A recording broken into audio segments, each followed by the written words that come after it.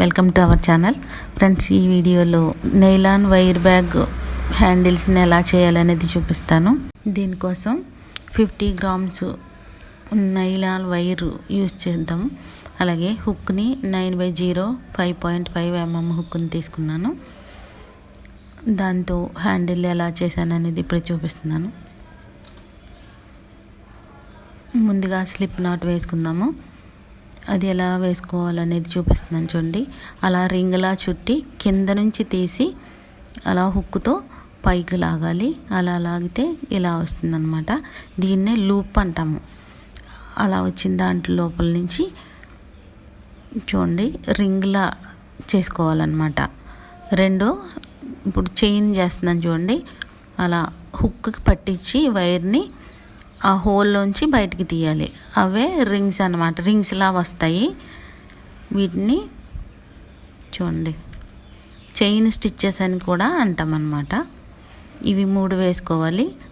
3 వేసుకున్న తర్వాత మొదటి దాంట్లో ముడిలా వేసి దాన్ని హ్యాండిల్గా ఎలా చేస్తాననేది ఇప్పుడు మీరు చూడండి. అలా చేసిన హ్యాండిల్స్ని బ్యాగ్కి కనెక్ట్ చేయటం ఈ వీడియోలో చూపిస్తాను. ఇలా ఒక్కో చైన్లోనూ ఒక్కొక్క చైన్ని గుచ్చుకుంటూ వేస్తున్నట్టు వేస్తే హ్యాండిల్ తయారవుతుంది.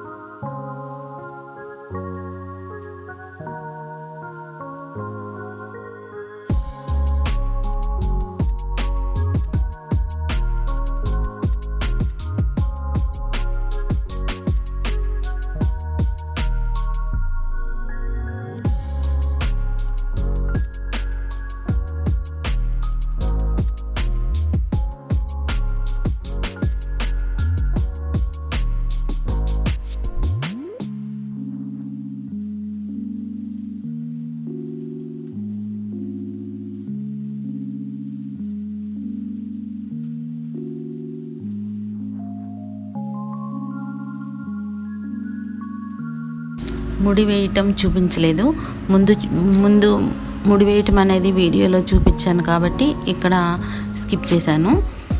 ఆ ముడి వేసిన తర్వాత దాన్నే స్లిప్ నాట్ అంటున్నాము. అది వేసిన తర్వాత ఒక్కొక్క చైన్ని ఎలా చేయాలనేది చూపిస్తున్నాను చూడండి.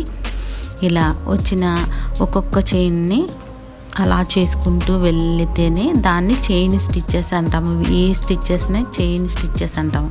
ఒక చైన్లా వస్తుంది కాబట్టి దీన్ని చైన్ స్టిచ్చెస్ అంటున్నాము.